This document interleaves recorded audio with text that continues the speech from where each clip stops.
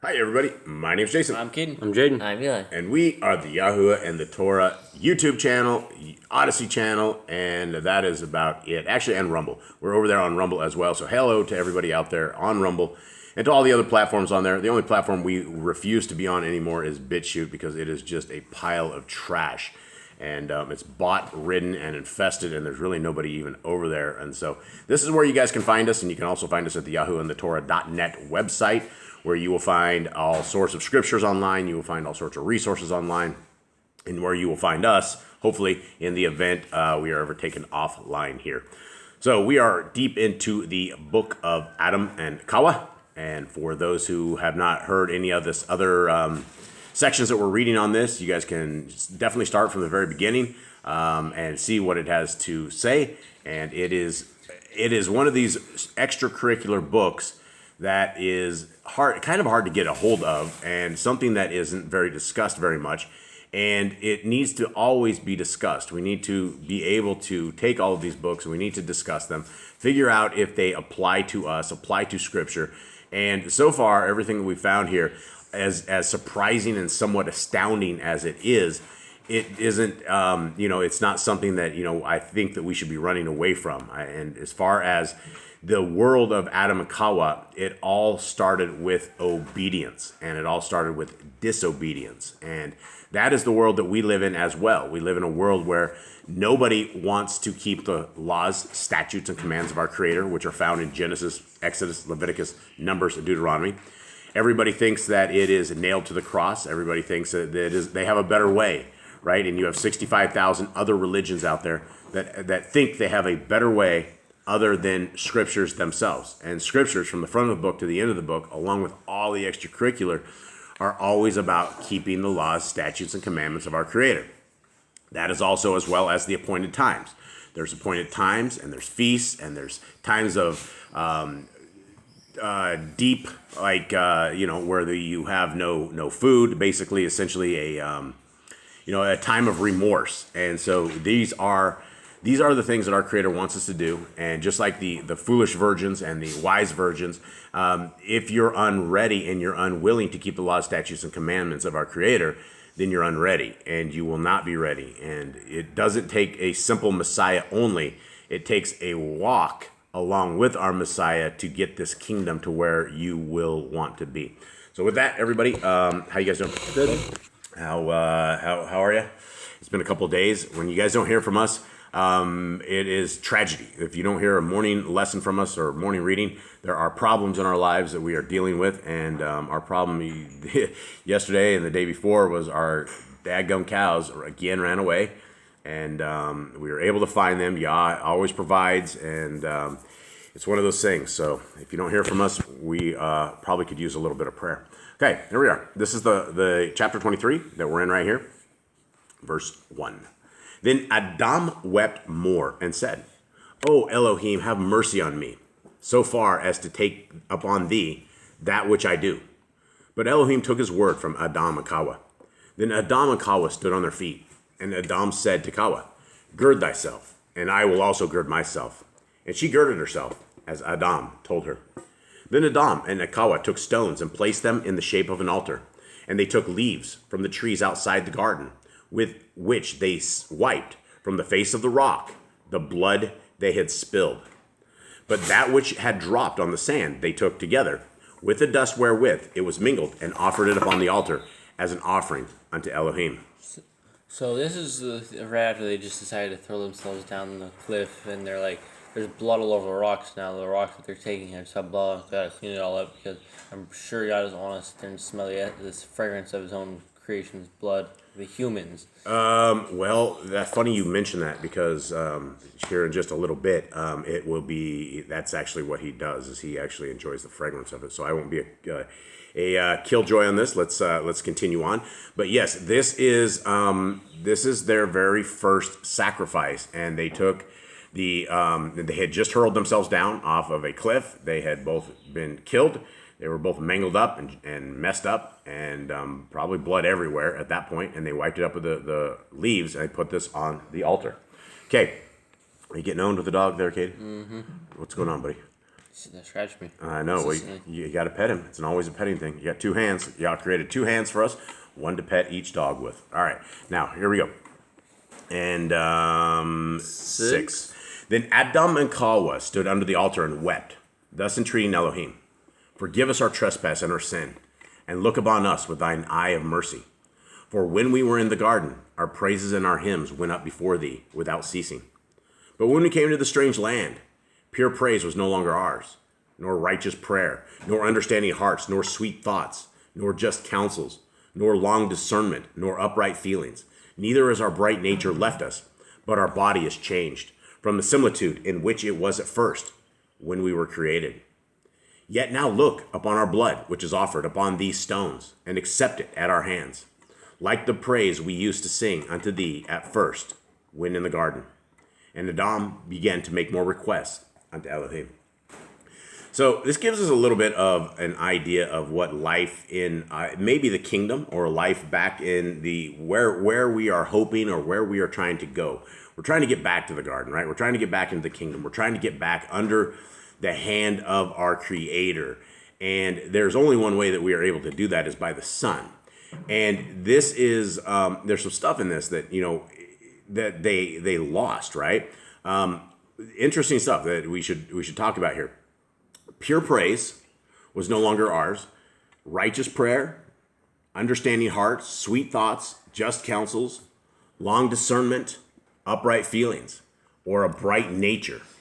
So everything that they knew has been changed. And these are things, as us and the world we are in, we won't know, right? We don't have this same kind of stuff that they're longing for right here, right? We know what this world is, and we know darkness. We know the world that we are in, and it seems a lot darker than the world that they had and that they were in. Thoughts? Yeah, they had a lot. There's a lot more we had in life in the garden. There's a lot more that could have been done there. We had more spiritual powers. We had more things in the garden. Yep. All right, here we go. Chapter 24. Then the merciful Elohim, good and lover of men, looked upon Aḍam and Ḥawwah and upon their blood, which they had held up as an offering unto him, without an order from him for doing so. But he wondered at them, and accepted their offerings. And Elohim sent from his presence a bright fire that consumed their offering. He smelt the sweet savor of their offering, and showed them mercy. This is, I think, where fire wasn't supposed to be shown yet, because Yah was supposed to light the fire for the people, right? He was supposed to bring the fire for their sacrifices. But when we learned it from the fallen, it took something away from our connection with Elohim. He would accept the way for him to accept our sacrifices, and that's where I think there's less of a danger with our sacrifice. If Yah doesn't light the sacrifice, he doesn't accept it. But when we're sitting there lighting a sacrifice, we can die, right? We saw it with the children of Aaron. Yep. Strange fire. Yeah. No. Who were they? We just read them. Nadab and Abihu. Yeah, Nadab with the 2 funky bees, and Abihu. No, Nadab is a funky D and B, and then Abihu is a funky B. No. We are the scribes. We will tell you their names. Okay. Let's continue on. And 4. Then came the word of Elohim to Aḍam, and said unto him, O Aḍam, as thou hast shed thy blood, so will I shed my own blood when I become flesh of thy seed. And as thou didst die, O Aḍam, so also will I die. And as thou didst build an altar, so also will I make for thee an altar on the earth. And as thou didst offer thy blood upon it, so also I will offer my blood upon the altar of the earth.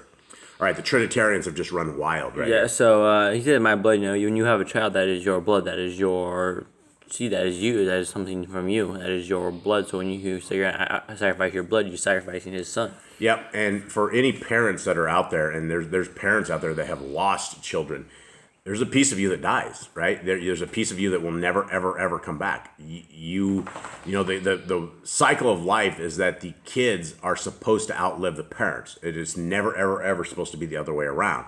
That is the whole cycle of life. That is the way it was designed. And in the tragedy, in the horrible, horrible tragedy of a mother and father losing their children, it is a killer.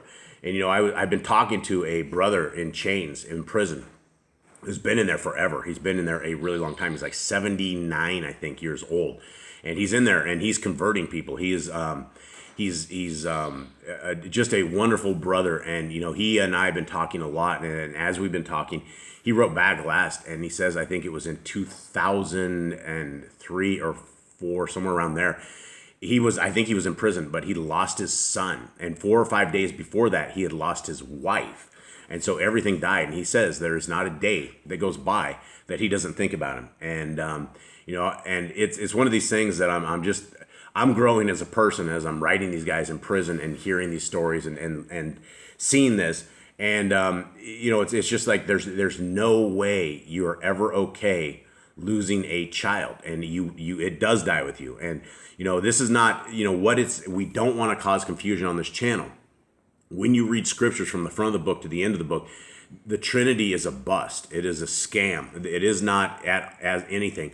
And in fact, you can even read, like 2nd Ezra and 3rd Ezra, where he clearly says his son will be coming. And, this is what prophecy has always been said, that the son of Elohim is coming. And it is his blood, right? It is his kid, and it is his heart that got crushed as his son was dying. So again, we don't want to cause confusion on this as this stuff is written. We do want to present it, but we do want to, try to guide folks into the, getting away from this idea of, the Trinity. All right, 5. And as thou didst sue for forgiveness through the blood, so also will I make my blood forgiveness of sins and blot out transgressions in it. And now, behold, I have accepted thy offering, O Aḍam, but the days of the covenant wherein I have bound thee are not fulfilled. When they are fulfilled, then I will bring thee back into the garden. Now therefore, strengthen thy heart, and when sorrow comes upon thee, make me an offering, and I will be favorable to thee. Okay, we'll do the last chapter here, guys. This is where, this is the very first sacrifice, right? This is the very first altar. This is the very first sacrifice. And, our Creator did not ask for this, right? He definitely did not ask for the blood of Aḍam on this at all, nor did he ask for anything of the sort, right? He said essentially, walk with me, start obeying my laws, statutes, and commandments, and we will come back into the garden at some point in 5.5 days, or 6,000 years, where we're roughly where we're at right now. We're at the edge of a millennial reign. Whether it be 100 years from now or whatnot, we're getting close, and people need to be ready. Okay, chapter 25. But Elohim knew that Aḍam had in his thoughts that he should often kill himself and make an offering to him of his blood. Therefore did he say unto him, O Aḍam, do not again kill thyself as thou didst, by throwing thyself down from that mountain. But Aḍam said unto Elohim, it was in my mind to put an end to myself at once, for having transgressed thy commandments, and for my having come out of a beautiful garden, for the bright light of which thou hast deprived me, and for the praises which poured forth from my mouth without ceasing, and for the light that covered me. Yet of thy goodness, O Elohim, do not away with me altogether, but be favorable to me every time I die, and bring me to life. So Aḍam, he feels awful about breaking the command, right? Imagine if everyone felt that bad about breaking the commands, right? He was willing to he was going to sacrifice himself to Elohim, which is not a good thing, but it shows that he cared for hurting Yah. He cared for that. He cared for the way things changed when he transgressed, and nobody else in this world has that same feeling, right? When you break the commands, people just say it's all right. We have the Messiah. We'll just ask for forgiveness, and they don't care. Yeah, I think my point or my take on this is that it was because of all of the glory that they lost, all of the, where they were able to pray unceasingly, and it was just, it sounded like it's a really, really great, wonderful place. And it was because of that all of a sudden they've lost that bright nature. They lost that communion with our Creator, the ability to communicate with our Creator of that sort. And yeah, it's an interesting thing. He definitely was broken and beyond broken. Okay. All right. 5. And thereby it will be made known that thou art a merciful Elohim, who willest not that one should perish, who lovest not that one should fall, and who dost not condemn anyone cruelly, badly, and by whole destruction. Then Aḍam remained silent. And the word of Elohim came unto him, and blessed him, and comforted him, and covenanted with him, and that he should save him at the end of days determined upon him. This then was the first offering Aḍam made unto Elohim, and so it became his customs to do so. It talks about like them coming back into the garden with everyone else in like the 6 days. I think that means there's like the people that were Torah keepers, people who kept the Torah, people who followed Yah, will be like resurrected and brought back in the garden with people that are still alive. Yeah. It talks about going into the garden a lot, right? We know from scriptures that there's a kingdom to come. We know that our Messiah is going to come and rain down fury on the evil people. We know that Satan is locked away for 1,000 years. We know at the end of the 1,000 years he's unlocked and lets it roll. So as far as the end of the world, as they say, it's got a long ways to go, right? We're over 1,000 years, because at some point when Messiah comes and Hasatan is locked away, there's still going to be great evil, right? It's going to be a mess. And you can see it right now. You can see that the world is extremely disobedient.